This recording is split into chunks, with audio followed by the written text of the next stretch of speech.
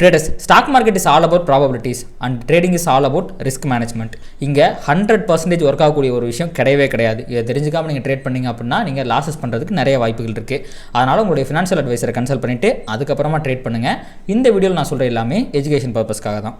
வணக்கம் ட்ரேடர்ஸ். இன்றைக்கி வந்து பார்த்தீங்கன்னா 19/9/2025 வெள்ளிக்கிழமைக்கு நிஃப்டி அண்ட் பேங்க் நிஃப்டி பொறுத்து நம்ம மார்க்கெட் ப்ரிவியூ பார்த்துடலாங்க. அதுக்கு முன்னாடி வந்து பார்த்தீங்கன்னா நேற்று யூஎஸ் மார்க்கெட்டில் என்னாச்சு அப்படிங்கிறத நம்ம பார்க்கணும். நேற்று வந்து பார்த்தீங்கன்னா டவு ஜோன்ஸ் வந்து ஒரு 0.27% வந்து பார்த்தீங்கன்னா பாசிட்டிவாக முடிஞ்சிருக்குங்க. S&P வந்து 0.48% பாசிட்டிவாக முடிஞ்சிருக்கு and another all time high க்ளோஸுங்க. அடுத்து பார்த்தீங்கன்னா நாஸ்டாக்குமே வந்து பார்த்தீங்கன்னா நியர்லி 1% பாசிட்டிவாக முடிஞ்சிருக்கு. நாஸ்டாக்குமே வந்து பார்த்தீங்கன்னா ஒரு ஆல் டைம் ஹை க்ளோஸ் தான். அண்ட் விக்ஸுமே வந்து பார்த்தீங்க அப்படின்னா ஒரு 0.13% வந்து நெகட்டிவாக தான் முடிஞ்சிருக்கு, அதாவது கீழே இறங்கி முடிஞ்சிருக்கு. ஸோ ஓவராலாக எல்லாமே பாசிட்டிவான விஷயம் தாங்க.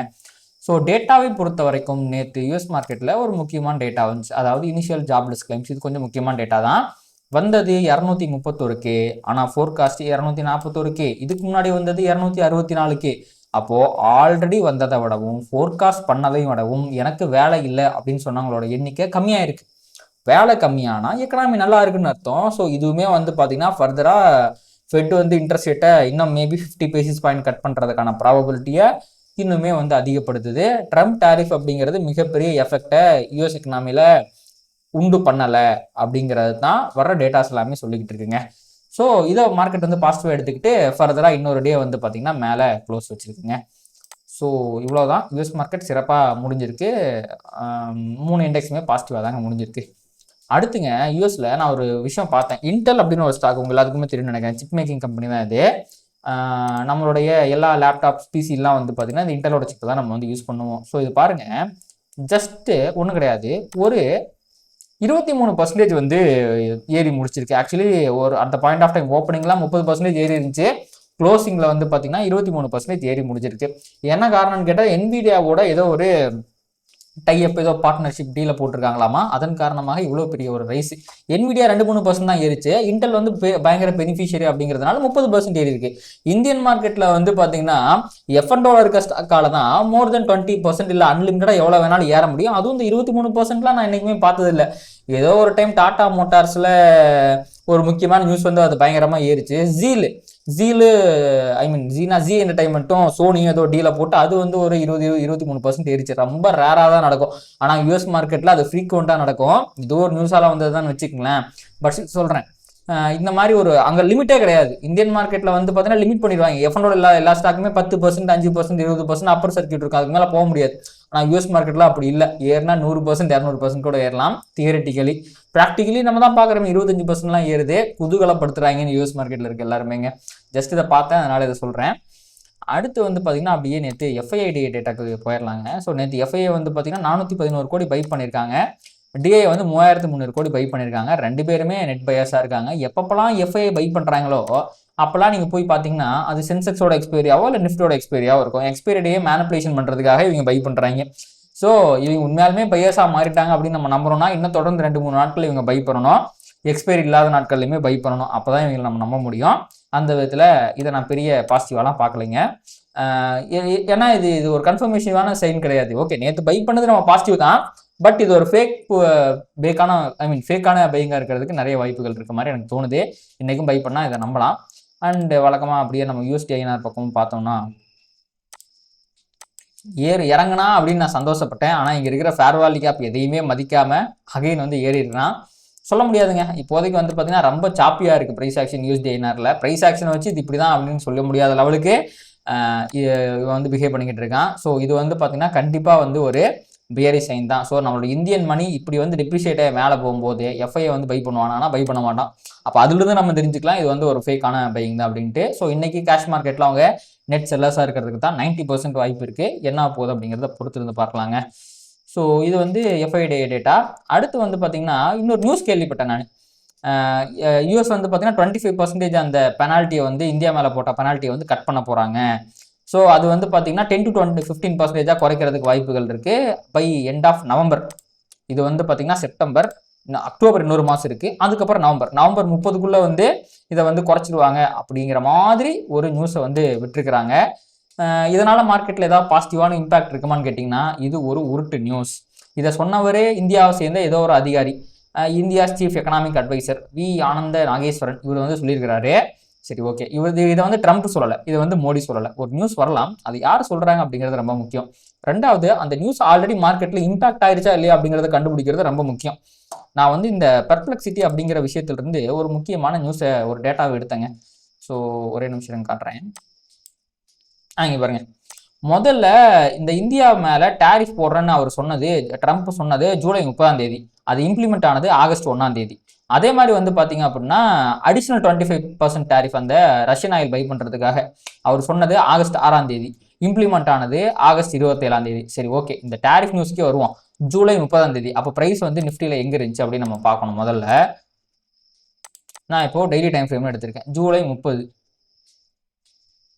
இங்க பாருங்க, இந்த ஜூலை 30ஆம் தேதி இப்பதான் வந்து அவர் சொல்றாரு நான் டேரிஃப் போட போறேன் அப்படின்ட்டு. அதுக்கப்புறம் மார்க்கெட் வந்து நல்லா கீழே போகுது. இப்போ நான் டேரிஃப் போட போறேன் அப்படின்னு சொன்னதுக்கு மேலதான் பிரைஸ் இருக்கு. ரெண்டாவது, அவர் வந்து அடிஷனல் 25% டேரிஃப் போட்டார் பாத்தீங்களா, அது போட்டது ஆகஸ்ட் 6, ஆகஸ்ட் 27. இது ரெண்டுமே நம்ம வச்சுக்கலாம். ஆகஸ்ட் 6ஆம் தேதியே வச்சுக்கலாம். ஏன்னா ஃபர்ஸ்ட் வந்து நியூஸ் வந்து அந்த அதுக்கு தான் பெருசா ரியாக்ட் பண்ணும். இங்க பாருங்க, ஆகஸ்ட் 6ஆம் தேதி. அதுக்கப்புறம் ஃபர்தரா மார்க்கெட் கீழே போச்சு.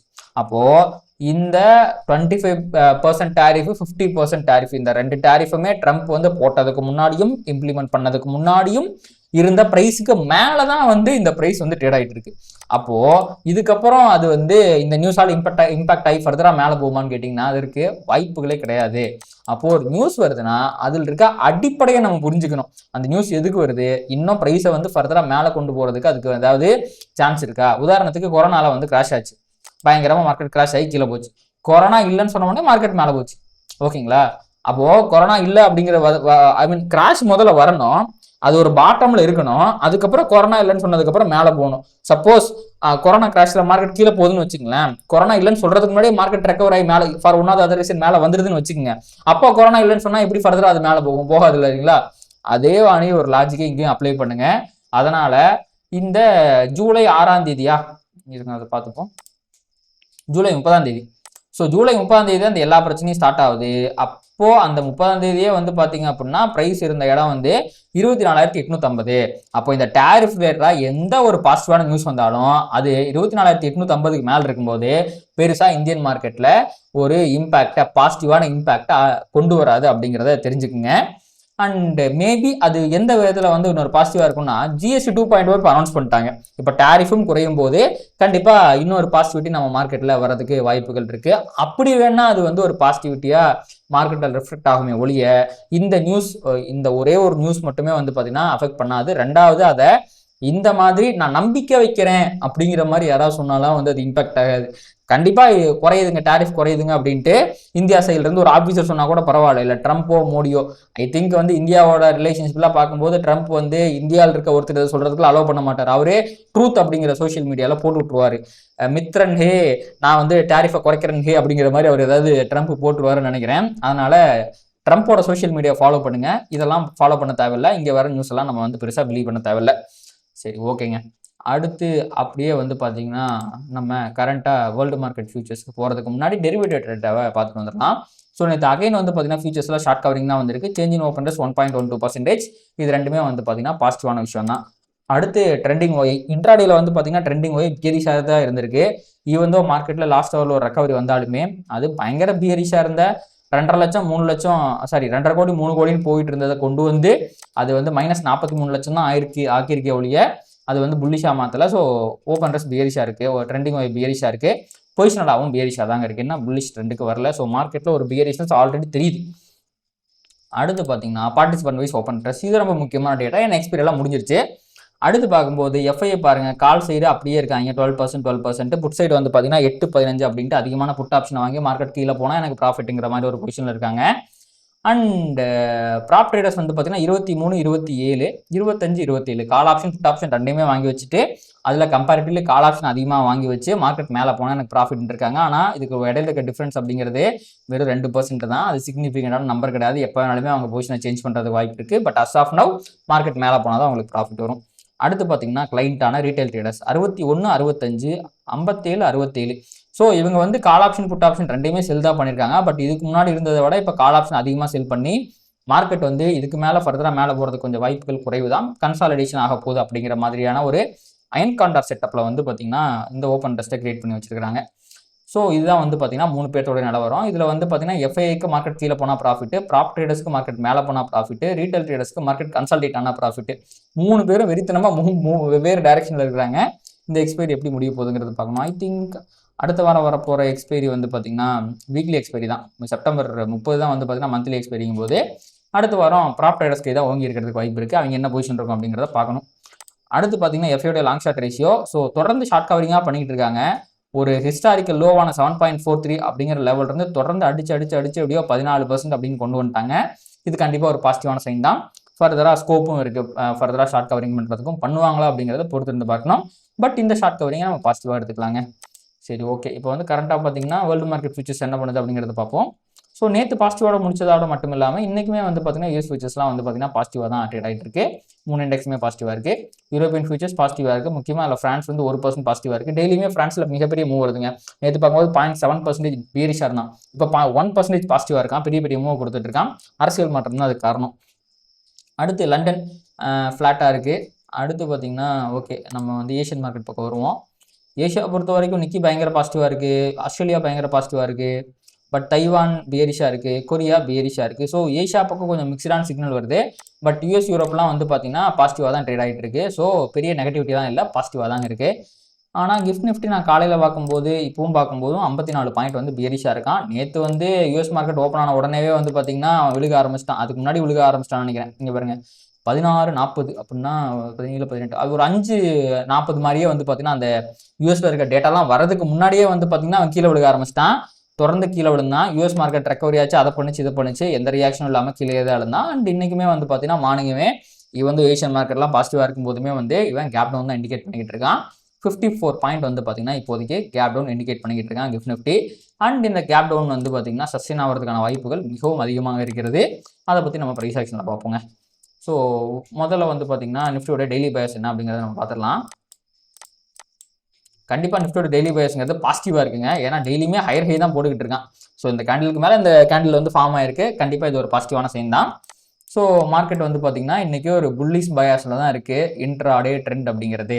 பட் ஓவர் சோல்டுலையுமே ஓவர் சோல்டு கிடையாது, ஓவர் பாட்லேயுமே இருக்குங்க. பையிங் ப்ரெஷர் ரொம்ப அதிகமாகி ஒரு பீக்கை வந்து லெவலை டச் பண்ணிடுச்சு. எப்போ வேணாலுமே ரீட்ரேஸ்மெண்ட் வரதுக்கு வாய்ப்பு இருக்குது. ஸோ அதை பற்றி நம்ம ஃபர்தராக டிஸ்கஸ் பண்ணுவோம். ஸோ முதல்ல வந்து பார்த்தீங்கன்னா நிஃப்டியோடைய சிபிஆருங்க. நேற்று வந்து பார்த்தீங்கன்னா விர்ஜின் சிபிஆர் ஃபார்ம் ஆயிருக்கு. Another day of virgin CPR, 5th virgin CPR, respect ஆகாத 5வது விர்ஜின் சிபிஆர் நிஃப்டியில் ஃபார்ம் ஆயிருக்கு. பயங்கரமான பாசிட்டிவான சைன் தான். பட் முன்னாடியே சொன்ன மாதிரி ஓவர் பாட்டுக்கு போயிடுச்சு. ஸோ விர்ஜின் சிபிஆர்லாம் 1 2 வந்து அதுக்கப்புறம் ஒரு ட்ரெண்ட் எமர்ஜ் ஆகணும் அப்படின்னா சிபிஆரை தொட்டு மேலே போனால் தான் அவங்க போவான் மேலே ஃபர்தராக மேலே போக முடியும். அப்படி இல்லாமல் இந்த மாதிரி ஓவர் புல்லிஷ்னஸ் உடம்புக்கு ஆகாது, ஓவர் பியரிஷ்னஸும் உடம்புக்கு ஆகாது. வரப்போகிற ரீட்ரேஸ்மெண்ட் ஆர் ரிவர்சல்ஸ்லாம் கொடூரமாக இருக்கும் அப்படிங்கிறத நான் ஹிஸ்டாரிக்கலாக பார்த்தது. அண்ட் இந்த விர்ஜின் சிபிஆர் இருந்தாலும் இதற்கு பவர் இருக்குது, பட் ரொம்ப கம்மியான பவர் தான். இந்த சிபிஆருக்கு கொஞ்சம் அதிகமான பவர் இருக்குது. இந்த 220 ரேஞ்சில் ஒரு விர்ஜின் சிபிஆர் இருக்குது, 25,220 ரேஞ்சில் ஒரு விர்ஜின் சிபிஆர் இருக்குது, 25,000 ரேஞ்சில் ஒரு விர்ஜின் சிபிஆர் இருக்குது. இதுக்கெல்லாம் வந்து பார்த்தீங்கன்னா பவர் அதிகம். ஆனால் இங்கே இருக்கிற 25,300 ரேஞ்சில் இருக்கிற இந்த விர்ஜின் சிபிஆருக்கு, ப்ரிசைஸ்லி 320 ரேஞ்சில் இருக்கிற இந்த விர்ஜின் சிபிஆருக்கு பவர் கொஞ்சம் கம்மி. ஸோ மேபி ஒரு குட்டி ரீட்ரேஸ்மெண்ட் கொடுக்கலாமே ஒழிய ப்ரைஸை வெறித்தனமாலாம் மேலே ஏற்ற முடியாது. ஒரு சின்ன ரீட்ரேஸ்மெண்ட் கொடுத்து அந்த லோ தாண்டும் போது மிகப்பெரிய செல்லிங் ப்ரெஷர் வந்து இந்த விர்ஜின் சிபிஆர் லெவலுக்கு போகிறது கூட வாய்ப்புகள் அப்படிங்கிறது இருக்குது. அண்ட் இப்போ வந்து 50 பாயிண்ட் தான் கேப் டவுன் போது கண்டிப்பாக விர்ஜின் சிபிஆர் ரேட்லாம் ஓப்பன் ஆகுது, அது கீழே தான் ஓப்பன் ஆகிறதுக்கு வாய்ப்புகள் அப்படிங்கிறது இருக்குது. அண்ட் ப்ரைஸ் வந்து பார்த்தீங்கன்னா விர்ஜின் சிபிஆர் ஃபார்ம் பண்ணது முக்கியம் கிடையாது, ப்ரைஸ் வந்து R2க்கு மேலே முடிஞ்சிருக்குங்க. இதுவுமே பயங்கரமான பாசிட்டிவான விஷயம் தான். ஸோ கண்டிப்பாக மார்க்கெட் பயங்கர புல்லிஷாக தான் இருக்குது, பட் ஓவர் பாட்டில் இருக்குது. இது ரெண்டுமே நம்ம கவனிக்கணும். புல்லிஷாக இருக்குது, ஓவர் பாட்டில் இருக்குது. அப்போது இந்த இடத்துல ஃப்ரெஷ்ஷாக ஏதாவது பொசிஷன்லாம் எடுத்தோம்னா அது பெரிய ரிஸ்க் ரிவார்டு கொடுக்காது அப்படிங்கிறத நம்ம தெரிஞ்சுக்கணும். ஓகே, அடுத்து வந்து பார்த்தீங்கன்னா நிஃப்டியோட இன்னைக்கு சிபிஆர் என்ன வந்திருக்கு, அசெண்டிங் மீடியம் சிபிஆர் வந்திருக்கு. இதற்கு என்ன அர்த்தம்னா மார்க்கெட் வந்து புல்லிஷாக இருக்குன்னு அர்த்தம், பை ஆன் டிப்பிள் இருக்க போதுன்னு அர்த்தம். இஃப் இன்கேஸ் ஏதாவது ஃபால் வந்துச்சுன்னா கண்டிப்பாக அது வந்து சஸ்டெயின் ஆயிரும். ஃபால் வந்துச்சுன்னா சஸ்டெயின் ஆகாது, அது வந்து ரீட்ரேஸ்மெண்ட் ஆகி மேலே போயிடும் அப்படிங்கிறதா வந்து பார்த்தீங்கன்னா அதற்கு அர்த்தம். ஸோ அப்படி ரீட்ரேஸ்மெண்ட் வரக்கூடிய முக்கியமான இடங்கள் அப்படின்னு பார்த்தீங்கன்னா இந்த previous day low and S1 level, அதாவது இந்த ஒரு 355 ரேஞ்சுக்கும் அண்ட் ப்ரீவியஸ் டே லோவான ஒரு 330 ரேஞ்சுன்னு நினைக்கிறேன், இல்லை சரியா தெரியல பார்த்துக்குங்க.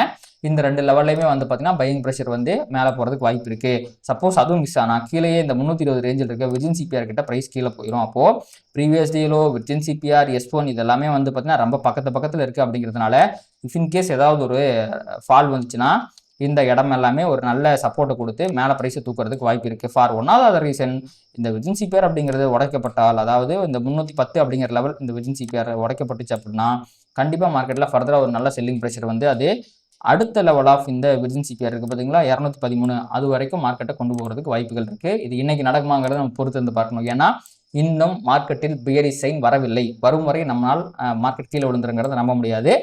ஸோ பையாண்டி பின்னைக்குமே ரெஸ்பெக்ட் ஆகிறதுக்கு வாய்ப்பு இருக்குன்னா கண்டிப்பாக ரெஸ்பெக்ட் ஆகிறதுக்கு வாய்ப்பு இருக்குது. அங்கே ஆகுதா இல்லையாங்கிறத பார்த்தா நம்ம அடுத்து ஒரு முடிவு எடுக்கணும். சரி, ஓகேங்க. அடுத்து வந்து பார்த்தீங்கன்னா மார்க்கெட் ஸ்ட்ரக்சர் என்ன சொல்லுது அப்படிங்கிறத நம்ம பார்த்துடலாம். So as per the market structure பார்க்கும்போது நிஃப்டிக்கு அடுத்த லெவல் ஆஃப் லிக்விடிட்டி கீழே சப்போர்ட்டாக இருக்கிறது 25,189 தாங்க. விச் மீன்ஸ் என்ன தான் இங்கே விர்ஜின் சிபிஆர் இருக்குது, நிறையா சப்போர்ட்லாம் இருக்குது அப்படின்னாலுமே அஸ் பர் த லிக்விடிட்டி ப்ரைஸுக்கு இருக்கிற முக்கியமான லிக்விடிட்டி 25,189 தான். அது கிட்டத்தட்ட ஒரு 200 பாயிண்ட்டுக்கு கீழே இருக்குது. அப்படிங்கிறதுனால ஏதாவது ஒரு ஃபால் வந்துச்சுன்னா அது சின்ன ஃபாலாக இருக்காது, இப்போ ஒரு பெரிய ஃபாலாக இருக்கும் அப்படிங்கிறது தான் இந்த லிக்விடிட்டி லெவல் சொல்லுது. அண்ட் இன்னைக்கு மார்க்கெட் பையாண்டிபிள் இருக்கிறதுனால if in case market previous day லோவை தாண்டிச்சுன்னா அடுத்த லெவல் ஆஃப் ரீசன்ஸ் அப்படிங்கிறது இந்த 25,537 கிட்ட இருக்குங்க. ஸோ இதுதான் மிக முக்கியமான ரீசன்ஸாக இருக்கும். அண்ட் கீழே இருக்க 189 147 எல்லாமே வந்து பார்த்தீங்கன்னா மிக முக்கியமான சப்போர்ட்டாக இருக்குங்க. அடுத்து அப்படியே நம்ம இப்போது பேங்க் நிஃப்டி பக்கம் போயிடலாங்க. ஸோ பேங்க் நிஃப்டி பொறுத்த வரைக்கும் நேற்று அகைன் விர்ஜின் சிபிஆர் ஃபார்ம் ஆயிருக்கு. பட் அன்லைக் நிஃப்டி இது பேங்க் நிஃப்டிக்கு மூணாவது அன்மிட்டிகேட்டட் டச் பண்ணாத விர்ஜின் சிபிஆர் அண்ட் கண்டினியூஸாக வர ரெண்டாவது விர்ஜின் சிபிஆர். இதுக்கு முன்னாடி இந்த இடத்துல ஒரு விர்ஜின் சிபிஆர் வந்து டச் பண்ணியிருக்கோம். அதுக்கு முன்னாடி ஏதோ ஒரு இடத்துல கீழே விர்ஜின் சிபிஆர் இருக்குது. அதெல்லாம் ப்ரைஸ் ரொம்ப நாள் தாண்டி வந்துச்சு. அப்படிங்கிறதுனால இப்போதைக்கு நம்ம இது ரெண்டை மட்டும் கன்சிடர் பண்ணிக்கலாம். விச் மீன்ஸ் பேங்க் நிஃப்டியை கம்பேர் பண்ணும்போது இப்போ கொஞ்சம் புல்லிஷாகவும் ரொம்ப ஸ்ட்ரென்த்தாகவும் இருக்குது அப்படிங்கிறது இதுலேருந்து தெரியுது. அண்ட் இந்த விர்ஜின் சிபிஆருக்கு பேங்க் நிஃப்டிக்கு பவர் இருக்குது. அப்போ நிஃப்டிக்கு இருக்க விர்ஜின் சிபிஆருக்கு அந்த அளவுக்கு பவர் இல்லை, ஆனால் பேங்க் நிஃப்டியில் இருக்க விர்ஜின் சிபிஆருக்கு அந்த அளவுக்கு பவர் இருக்குது. ஸோ ரெண்டு இண்டெக்ஸுமே ஒரு டிஃப்ரெண்ட்டான ப்ரைஸ் ஆக்ஷனையும் டிஃப்ரெண்ட்டான ஸ்ட்ரென்த்தையும் காமிச்சிட்டு இருக்குங்க. ஸோ அந்த விதத்தில் வந்து பார்த்தீங்கன்னா இந்த விர்ஜின் சிபிஆர்கிட்ட வரும்போது பேங்க் நிஃப்டியில் நல்லது ஒரு ரிவர்சல் வரதுக்கு வாய்ப்பு இருக்குது. அஃப்கோர்ஸ் பேங்க் நிஃப்டியில் ஒரு ரிவர்சல் வந்துச்சுன்னா அது நிஃப்டிலையுமே ரிஃப்ளெக்ட் ஆகிறதுக்கு தான் வாய்ப்பு இருக்குது. ஸோ இது கொஞ்சம் கிரிட்டிக்கலான சுச்சுவேஷன் அப்படின்னு சொல்லணும்னு வச்சுக்கங்களேன். அப்போ எந்த இண்டெக்ஸை நம்ம ஃபாலோ பண்ணுறோமோ, எந்த இண்டெக்ஸில் நம்ம ட்ரேட் பண்ணுறோமோ அதை ஃபாலோ பண்ணிட்டு போயிடணும். அடுத்தது விட்டுறணும். இந்த பேங்க் நிஃப்டி இங்கேருந்து ரிவர்ஸ் ஆகுது, அப்போ நிஃப்டி ரிவர்ஸ் ஆகுமா அப்படிங்கிற மாதிரி எண்ணத்தை உள்ளே கொண்டு வந்தோம் அப்படின்னா அது தப்பாக போயிடும். அது நமக்கு தேவையில்லை. சரி, ஓகே. அடுத்து வந்து பார்த்தீங்கன்னா இன்னைக்கு ஃபார்ம் ஆயிருக்க சிபிஆர் என்னது, ஒரு அசெண்டிங் மீடியம் சிபிஆர். இதில் ரெண்டு பேரும் ஒற்றுமையாக இருக்காங்க. நிஃப்டி பேங்க் நிஃப்டி ரெண்டுலேயுமே வந்து பார்த்தீங்கன்னா ஒரே மாதிரியான அசெண்டிங் மீடியம் சிபிஆர் தான் ஃபார்ம் ஆயிருக்கு. அந்த விதத்தில் ப்ரீவியஸ் டே ஹை அப்படிங்கிறத தாண்டும் போது பேங்க் நிஃப்டிலையுமே வந்து பார்த்தீங்கன்னா ஒரு பையிங் ப்ரெஷர் வரதுக்கு வாய்ப்பு இருக்குது. அதே மாதிரி இன்கேஸ் மார்க்கெட் கீழே விழுகுதுன்னா இந்த S1 previous day level and ஃபர்தராக இருக்க இந்த 55,400 லெவல் இருக்க விர்ஜின் சிபிஆர் இதெல்லாமே நல்ல ஒரு சப்போர்ட் ஆக்ட் ஆகி ப்ரைஸை மேலே தூக்குறதுக்கு தான் அதிகமான வாய்ப்பு இருக்குது. தான் வந்து பேங்க் நிஃப்டி நமக்கு சொல்லும் செய்திங்க. சரி, ஓகே. இப்போ ஓவராலாக நம்ம சம்மரைஸ் பண்ணணும் அப்படின்னா நிஃப்டி நிற்காமல் மேலே போயிட்டு இருக்கான், ஒரு ஓவர்பாட் ரீஜனுக்குள்ளே போயிட்டான். எப்போ வேணாலுமே ஒரு பெரிய ரிவர்ஸெல்லாம் நம்ம நிஃப்டியில் எதிர்பார்க்கறதுக்கு வாய்ப்பு இருக்குது. அதற்கான சைன் இன்னும் வரல. அது வரும்போது மார்க்கெட் பேரிஷாக மாறும். அது வரைக்கும் வந்து பார்த்தீங்கன்னா பையாண்டிப்பில் மார்க்கெட் வந்து புல்லிஷாக இருக்கிறதுக்கு தான் வாய்ப்பு இருக்குது. ஸோ எந்த ஒரு முக்கியமான பாயிண்ட்டை ப்ரைஸ் கிராஸ் பண்ணிச்சுன்னா நம்ம பேரிஷாக மாற முடியும் அப்படின்னா அஸ் ஆஃப் நவ் இன்ட்ராடேல வந்து பார்த்தீங்க அப்படின்னா இன்னைக்கு எந்த பாயிண்ட்டை தாண்டினா பேரிஷாக மாற முடியும் அப்படின்னு கேட்டிங்க அப்படின்னா மேபி இந்த லோ இருக்குது பார்த்தீங்களா 25,321 அப்படிங்கிற இந்த லோ தாண்டிச்சுன்னா ப்ரைஸில் ஒரு செல்லிங் ப்ரெஷர் அப்படிங்கிறது வரதுக்கு வாய்ப்புகள் இருக்குங்க. இதை நான் இன்ட்ராடே பெர்ஸ்பெக்டிவ்ல சொல்கிறேன். சப்போஸ் பொசிஷனலாகவே வந்து பியரிஷாக மாறணும் அப்படின்னா அதுக்கெலாம் வந்து கால நேரங்கள் ரொம்ப அதிகமாக இருக்குது. ஏன்னா வந்த ரைஸுங்கிறது அப்படி இருக்குது. ஸோ இந்த 25,154 147 ஐ திங்க் நம்ம முன்னாடி போட்டிருந்த இந்த லெவல் தான். இந்த 147 அப்படிங்கிற இந்த லெவலை தாண்டும் போது தான் நிஃப்டி பியரிஷாக மாறுது 1 hour டைம் ஃப்ரேமில் பொசிஷனலாக. அது வரைக்குமே நிஃப்டி புல்லிஷ் ட்ரெண்டில் தான் இருக்குது. ஸோ ஒரு மிகப்பெரிய புல்லிஷ்னஸ் வந்ததுக்குனால அந்த ட்ரெண்டு சேஞ்ச் ஆஃப் கேரக்டர் வர்றதுக்கே மிகப்பெரிய ஒரு ஃபாலை நிஃப்டி சந்திக்க வேண்டியது இருக்குது. அதெல்லாம் சந்திக்குமா, இன்னைக்கு சந்திக்குமா, இன்ட்ராடேல இருக்க அந்த விர்ஜின் சிபிஆருக்கு பவர் இன்னைக்கு வருமா அப்படிங்கிறத நம்ம பொறுத்து இருந்தாங்க பார்க்கணும். என்ன போகுதுங்கிறத பார்ப்போம். இந்த மாதிரி மார்க்கெட்டை ப்ராப்பராக அனலைஸ் பண்ணி ட்ரேட் பண்ணோம் அப்படின்னா என்னோட மென்டர்ஷிப் ப்ரோக்ராம் நீங்கள் ஜாயின் பண்ணிக்கலாம். அதை தாண்டி உங்களுக்கு இந்த வீடியோ பிடிச்சிருக்கு அப்படின்னா அதை லைக் பண்ணுங்கள், கமெண்ட் பண்ணுங்கள், ட்ரேட் பண்ணுற மற்றவங்களுக்கும் ஷேர் பண்ணுங்கள். அது யூடியூப் காரணம் ட்ரிகர் பண்ணி நம்ம நிறையா பார்வையில் நம்ம சேனலில் கொண்டு வந்து சேர்க்கும். நன்றி.